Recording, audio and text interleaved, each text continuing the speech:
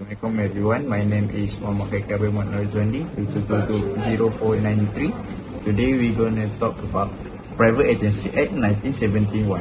So for an introduction, the Private Agency stated 1971, which oversees a Malaysia private security business, is one of important statute. The legislation include regulation for security staff, license, training standard and code of conduct, all of which is play an important role in preserving physical security in various enterprise and public areas. It's crucial to note that legislation and act may have grown or changed after previous update. Therefore, I recommended confirming the most up-to-date information with current and credible source. Okay, so we will be moving on to the establishment of this act.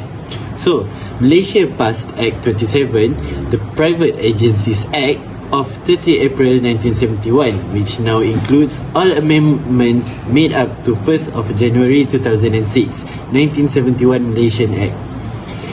The date of the Royal Assent is on 24th of April 1971 and the date of publication is in the Gazette is on 29th of April 1971. So, in Malaysia, the Private Agencies Act 1971 was formed and went into effect on July 1st, 1971. This means that this act started to be used on that date onwards. So, it governs the formation, operation and administration of private security companies in the country in order to ensure the safety and protection of persons and property. Okay. For the function, the first point is licensing and regulation. The legislation create a licensing system for private security firm, guaranteeing that only certified and trustworthy companies may operate in the market. Number 2 is consumer protection. By regulating private security organization, the Act seeks to safeguard customers who seek security service by ensuring they obtain dependable and highly quality service. Number 3 is code of conduct. The statute established a code of conduct for security employee who provide physical security service. Is defined their role, behavior and ethical standard, emphasizing professionalism and accountability. Number 4 is standard operating procedure. The legislation may impose a requirement on private security firm to design and follow standard operating procedure for physical security measure. They promote consistency and quality in security service delivery. The next point for function of Private Agency Act is public safety and security. The legislation promote public safety and security by regulating private security firm. This private security professional station at various sites and can assist in the prevention and respond to the security issues, hence adding to overall crime deterrence. Next is consumer protection.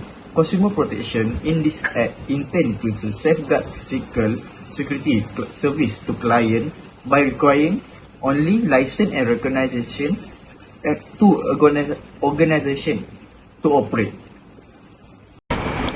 Hi, Assalamualaikum. My name is Irfan Irsadina binti Zulkifli. My matrix number is 2220511. So, next we go to the section that related to the physical security. So, we can see on section 2 on Private Agency Act 1971. This section is defined that private agency business as an activity that carried out by the people with a purpose, which is it planned to control and guard other people's safety and also the safety of other people's property such as buildings, office and also equipment. And it also spreading the knowledge about on other people's activities, section or affairs. So the next section is section 9, subsection 4.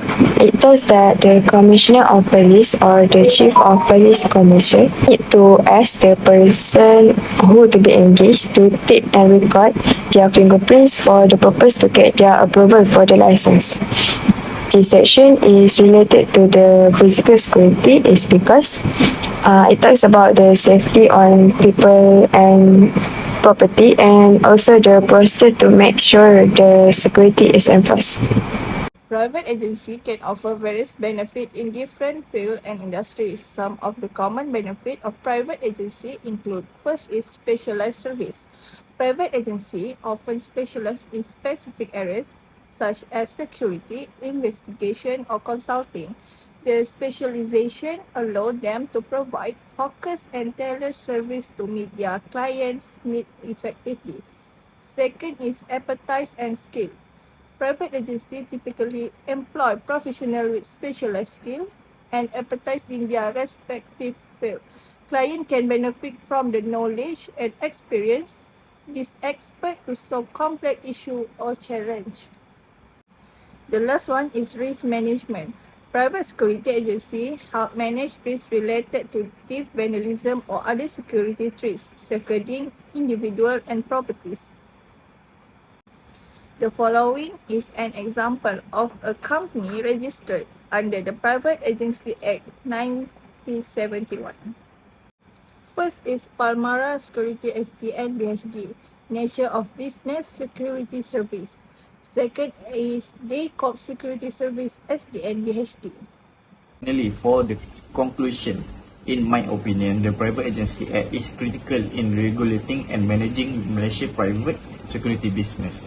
The legislation established licensing, regulation, certification, standard and code of behavior of private security organization and their staff in order to ensure the safety and protection of person, property and enterprise.